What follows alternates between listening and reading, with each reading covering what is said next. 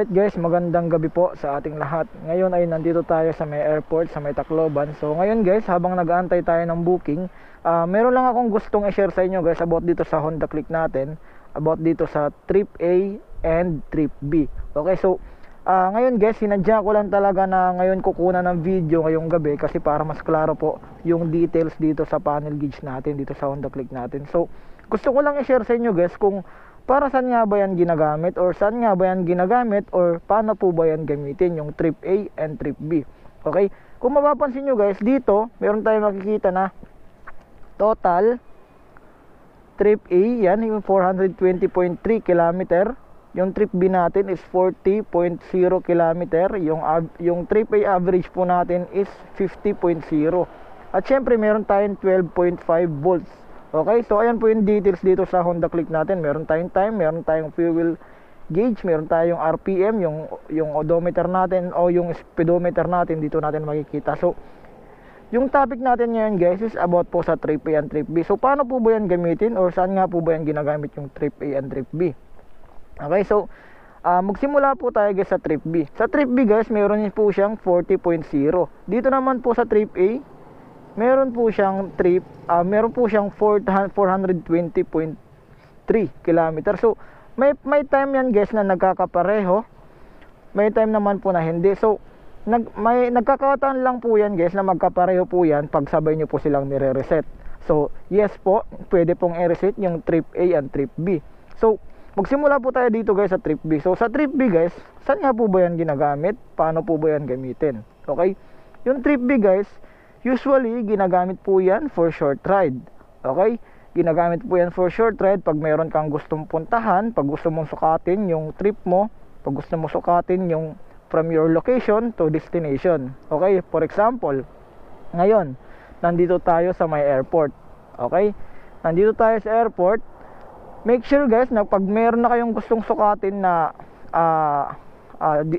na trip or na biyahe, make sure na i-reset nyo po muna yan. For example, ito i-reset nyo. Dito, meron po yan nakalagay dito na parang button na set. Tapos yung isa dito is yung tawag na ito yung select. So, make sure guys na pag once mag-start kayo na magsukat na, ipipress nyo lang to, yung set.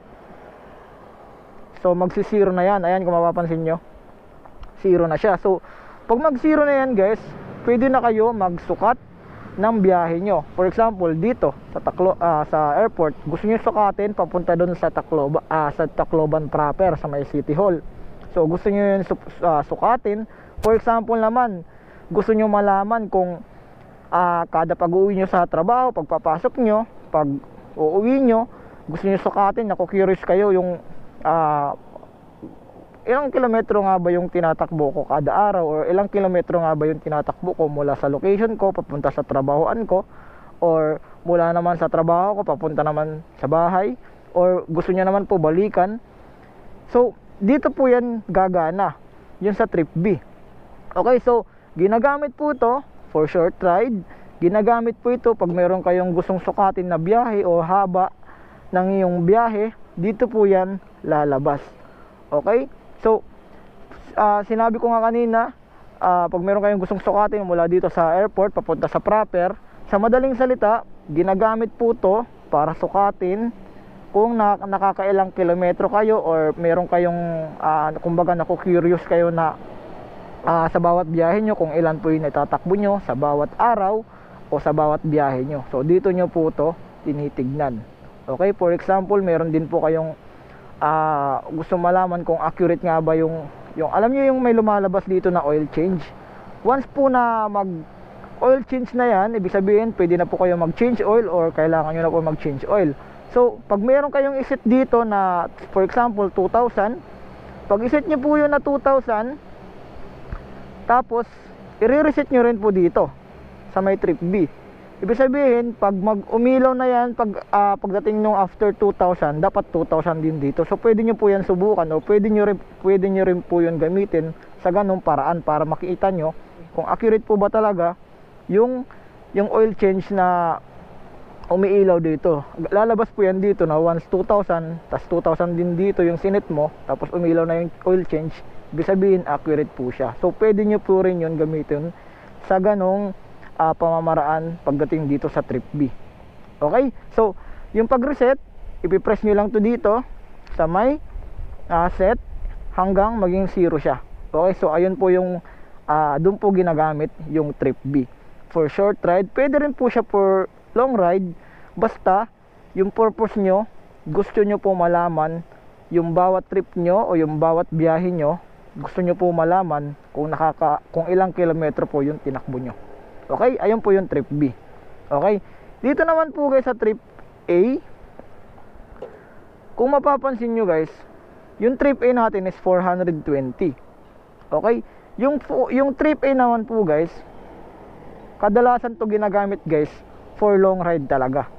For long ride, yung tipong mula dito hanggang, for example, Sulangan, for example, Ormoc, for example, Alvera or Maasin, yung tipong umaabot talaga ng 100 km or 50 and above kilometer na biyahe.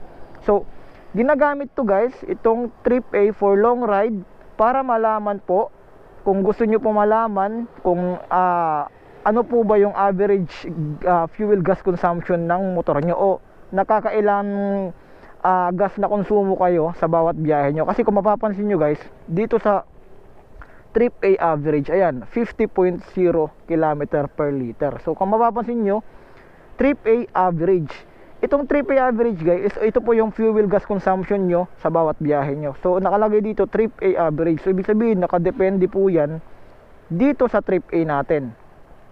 Yan, 420, nakadepende po yung fuel gas consumption nyo dun sa trip A average dito sa trip A. Kung mapapansin nyo guys, yung nireset natin tong trip B, hindi na-reset yung trip A average natin. Yung trip A natin guys, pag nireset natin yan, mare-reset din po yung trip A average natin. So ibig sabihin po, yung trip A average natin is nakadepende po dito sa trip A. So itong trip A guys, ginagamit to for long ride pag meron kayong gustong sukatin, as much as possible same siya sa trip B.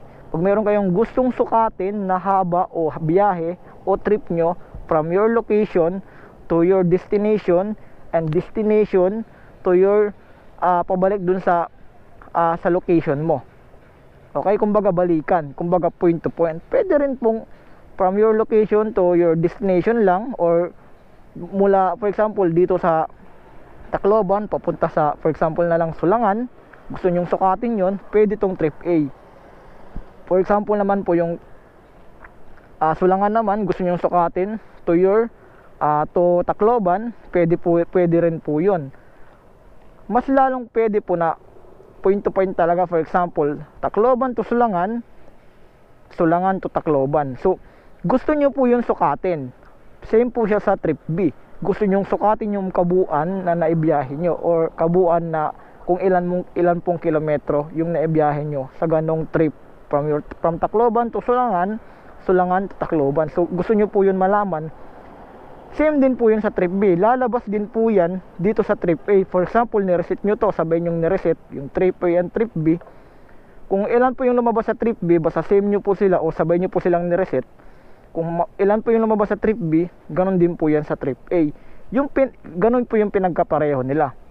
Yung pinagkaiba lang nila guys, lalabas po dito sa trip A average kung ilan po yung fuel gas consumption nyo doon sa biyahe mula nung nireset nyo.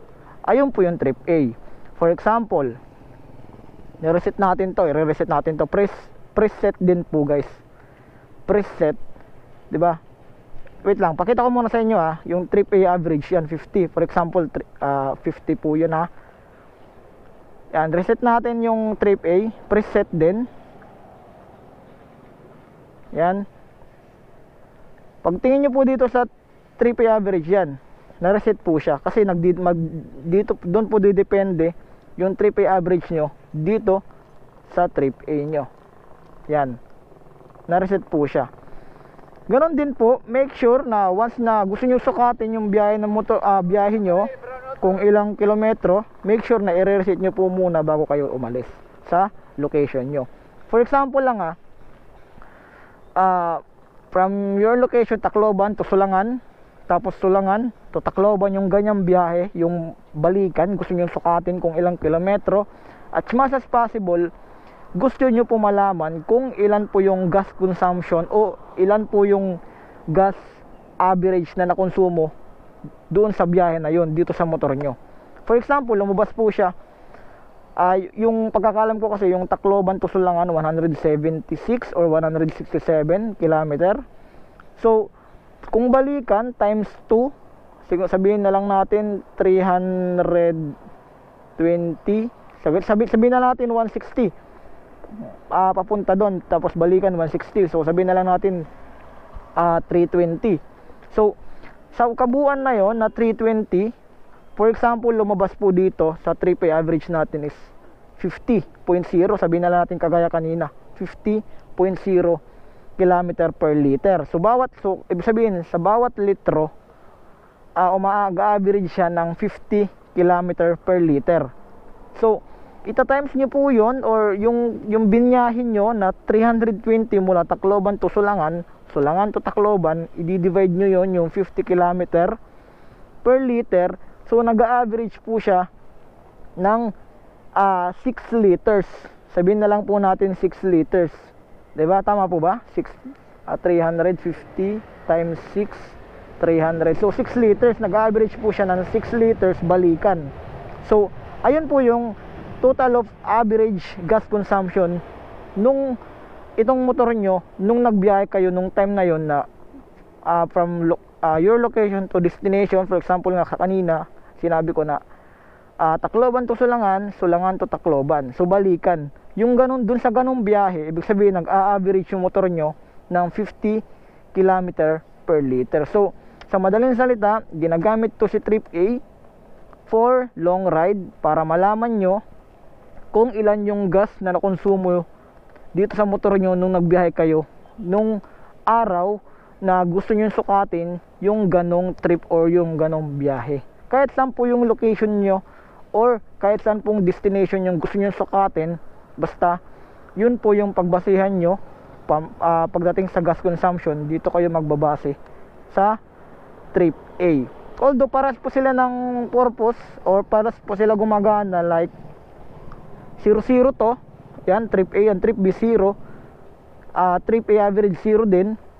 Pero yung pinagkaiba nila guys, sa Trip A, diyan bumabase pag meron kayong gustong sukatin at gusto nyo malaman yung gas consumption nyo dun sa biyahe kung kakailan kayo na start nag-reset dito sa Trip A. So kadalasan guys, yung nire-reset lang yung Trip B.